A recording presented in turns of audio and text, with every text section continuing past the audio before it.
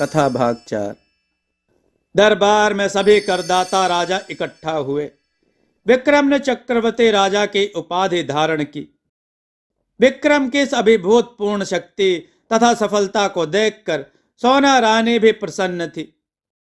समय दिनों, महीनों और वर्षों के पंखों पर बैठकर उड़ने लगा। प्रजा तथा राजा दोनों सुख और शांति के साथ अपना अपना कार्य संपन्न करते रहे, परंतु पटरानी सोना के हृदय में सुख नाम की चीज जैसे थी ही नहीं। वह नित्य पूजा पाठ करती, देवी देवताओं की आरती उतारती, साधु संतों और दरिद्रों को भोजन कराती तथा दान देती, उनका आशीर्वाद ग्रहण करती, परंतु उसके मन को सुख और शांति न मिल पाती। आज विवाह को 4 वर्ष हो गए थे, परंतु अभी तक वह मां नहीं बन पाई थी। कभी जब वह बहुत दुखी होती तो राजकुमार कुणक पर अपना स्नेह लुटाने लगती। उसने वीरसेन के पुत्र कुणक पर से अनेक बंधन हटा दिए थे। आजकल वह दरबार में विक्रम के पुत्र के समान रहता था। सभी दरबारी उसके स्वभाव से प्रसन्न थे और उसका आदर करते थे, परंतु रानी सोना इतने पर भी प्रसन्न नहीं थी। वह सोचती थी 3 वर्ष पूरे हो चुके हैं, 2 वर्ष और शेष हैं। 5 वर्ष पूर्ण होते ही कुणक चंद्रनगर को लौट जाएगा। फिर ऐसे बालक के साथ अधिक प्यार बढ़ाना, दुखों के संसार को सजाना है। रानी सोना फूल की तरह कुम्हलाने लगी। विक्रम भी जानता था कि रानी क्यों दुखी रहती है, परंतु वह उसे अधिक छेड़ना नहीं चाहता था, अतः उसकी ओर से शांत रहता था। एक दिन राजसभा में एक जोशी के आने की सूचना मिली। विक्रम सिंह ने जोशी का स्वागत किया।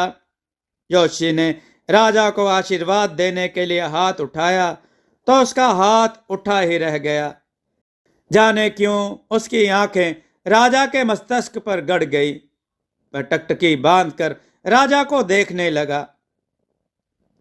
विक्रम के समीप ही सोना रानी बैठी थी। उसे जोशी का व्यवहार भला नहीं मालूम पड़ा। क्या इस उद्दंड जोशी को इतना भी ज्ञात नहीं कि राजा को कैसे आशीर्वाद दिया जाता है? इतना ही नहीं, दरबारी गण भी जोशी के व्यवहार से रुष्ट हो गए। वे कभी राजा को और कभी जोशी को देख रहे थे। तभी राजा ने जोशी की तंद्रा तोड़ते हुए कहा, मेरे मस्तक पर क्या पड़ रहे हैं जोशी जी? सुनकर चौंक उठा जोशी अखंड गिरी। बोला, राजन, आपके भाग्य में तो संतान का योग है, पर मैं देख रहा हूं कि राजकुमार का सुख अभी तक आपको नहीं मिल पाया है। आश्चर्य है। अखंड गिरी के शब्द सुनकर राजा रानी दोनों चौंक उठे।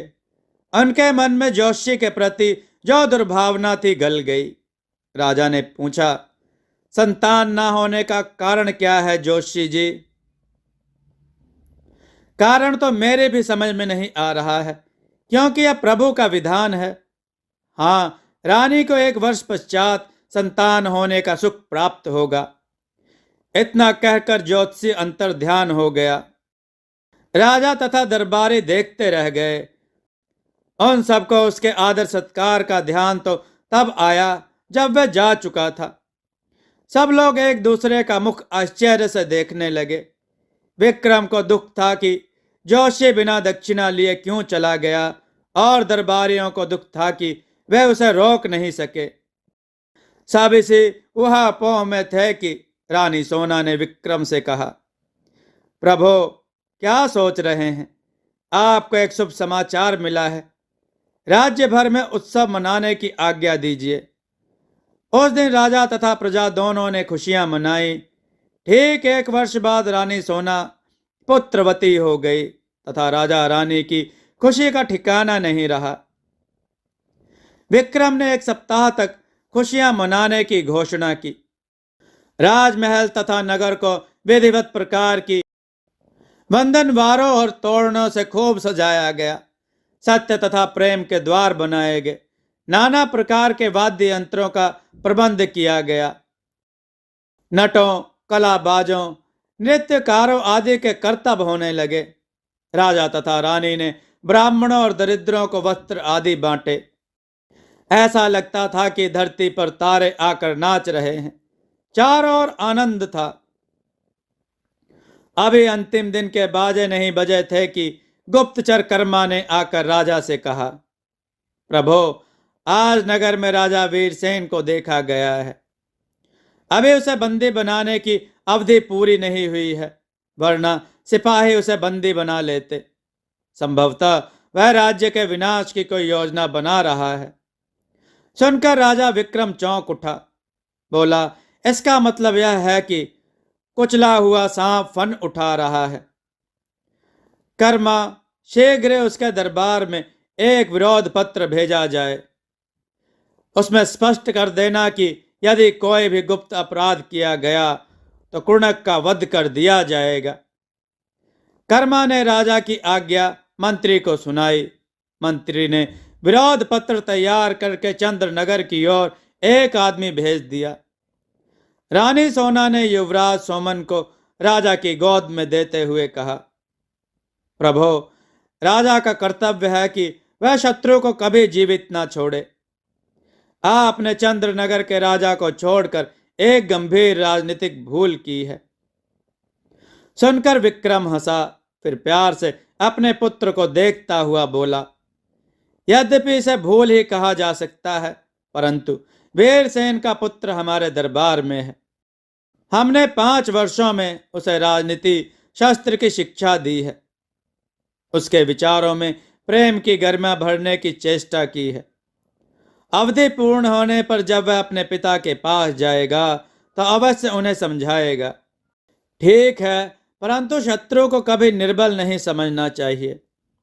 इतिहास साक्षी है, छोड़ा हुआ शत्रु शक्ति को दूना कर अपने दयालु को हटाने का प्रयत्न करता रहा है। तुम नहीं जानती रानी, भारत अपनी इसी परंपरा के कारण ही जीवित है। बस इस भूल में कुछ बात ही ऐसी है जिसे संसार चमत्कार समझता है। हमने इसी भूल की जड़ें हरी रखकर भारत की संस्कृति को जीवित रखा है, परंतु हमने उस शक्ति को तो खो दिया है जिसके बल से हमारे पूर्वजों ने शंकों, हूर्णों और यूनानियों को अपनी जाति और समाज में खपा लिया। क्या हम वीरसेन को भी अपना अनुयायी नहीं बना सकते? इस विचित्र प्रश्न ने विक्रम को 2 पल के लिए स्थिरचित कर दिया। रानी कहने लगी, देव, देवता, किन्नर, राक्षस, यक्ष आदि जातियां अकेले मानव का सिक्का मानने लगी। आप भी मानव हैं, तब क्या राक्षस प्रवृत्ति के वीरसेन को हम देव प्रवृत्ति का नहीं बना सकते? बना क्यों नहीं सकते?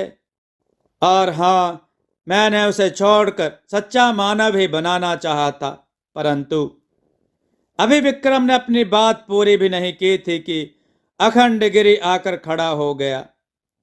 विक्रम ने जोशी को प्रणाम किया और कहा, जोशी जी, मैं आपको नित्य स्मरण कर लेता हूं। धन्य भाग्य मेरे जो आप यहां पधारे हैं, विराजिए। राजा ने जोशी अखंडगिरी को आसन दिया। आसन पर बैठने के बाद जोशी ने राजा की गोद में सुंदर बालक को देखा तो बोला, क्या यही है आपका राजकुमार? जी जोशी जी, आपके आशीर्वाद का फल यही है। बड़ा सुंदर बालक है, परंतु कुछ और कहते कहते जोशी रुक गया। विक्रम तथा सोना रानी के मन में शंकाओं का पहाड़ आ खड़ा हुआ। राजा के होंठ बोलने से पहले रानी बोल उठी, जोशी महाराज, आप इस बालक के बारे में कुछ और बताना चाहते थे। कहते कहते रुक क्यों गए? जोशी ने रानी का मुख देखा, फिर आंखें फेर कर बोला, रानी, इस बालक की भाग्य रेखा कुछ खोटी है। खैर छोड़िए उसे, विधाता के विधान को कौन बदल सकता है? रानी की उत्सुकता अंग अंग में तैरने लगी। उसने कहा, जोशी महाराज, आप कहना क्या चाहते हैं? स्पष्ट कहिए। रानी वह बात ऐसी है जिसे आप सुन नहीं सकेंगी। ऐसी क्या बात है ज्योतिषी जी? फिर 2 पल रुक कर, हमारा जीवन तो संघर्षों, दुख सुख और कठिनाइयों की दीवारों पर खड़ा है। नित्य नए संकट आते हैं और चले जाते हैं। हमारे ऊपर 8 राज्यों की प्रजा का भार है। क्या हम उस छोटी सी बात को सहन नहीं कर सकेंगे? ज्योतिषी ने राजा रानी को पुनः जिज्ञासा के पर्वत पर लाकर खड़ा कर दिया। बोला, रहने दीजिए रानी, एक दिन आपको अपने आप ही पता चल जाएगा। ज्योतिषी राजा रानी की उत्सुकता को बढ़ाता जा रहा था। अब राजा के बोलने की बारी थी। उसने ज्योतिषी से कहा, प्रभु, आप पहेलियां ना बुझाएं। यह बालक आपका ही है। यदि इसके सुख दुख के विषय में आपको पूर्व ज्ञान है तो इसका यह मतलब नहीं कि आप हमें आगाह ना करें। आप निसंकोच कहिए।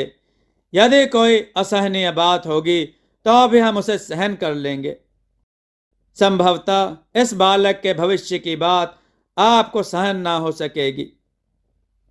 विक्रम ने जोशी से कहा, जोशी जी, आप जरा सिंहासन की ओर देखिए।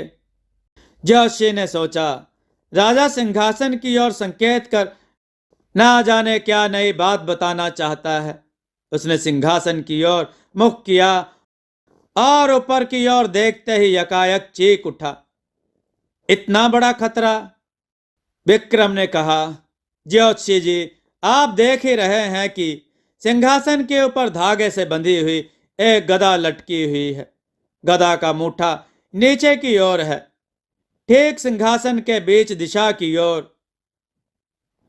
मुझे इसी सिंहासन पर बैठकर शासन के कार्य करने पड़ते हैं। अब सोचिए, क्या हर समय मेरे प्राण सूली पर नहीं लटके रहते? क्या मेरे पुत्र के बारे में इससे भी अधिक कोई संकट की बात है? ज्योतिषी के मन में आया कि पूछे, धागे से गधा ठीक सिंहासन के ऊपर क्यों बांध रखी है? परंतु अपनी बात बताने की दुविधा में वह उसे भूल गया। उसने कहा, राजन, आपका यह पुत्र आपकी राह का कांटा है। इस कांटे को अपनी राह से आपको हटाना पड़ेगा। जोशी की बात सुनकर राजा रानी को लगा कि किसी ने उनके नीचे से धरती खींच ली है, उनके हृदय में छुरा भोंक दिया है। तत्क्षण पूछा रानी ने, ऐसा क्यों है जोशी जी? इससे बचने का कोई उपाय नहीं है क्या? अभी रानी पूछ ही रही थी कि रानी राजा को लगा जैसे तंद्रा आ गई। अपना अपना सर झटक कर इधर देखा तो उसकी आंखें अचरज से फटी की फटी रह गई।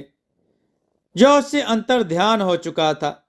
विक्रम ने कहा, रानी, यह तो बड़ी अनहोनी बात है। जो बालक हमारे प्राणों का ग्राह है, हमारे वंश का हर्ता है, उसे अपने पास रखकर हम क्या करेंगे?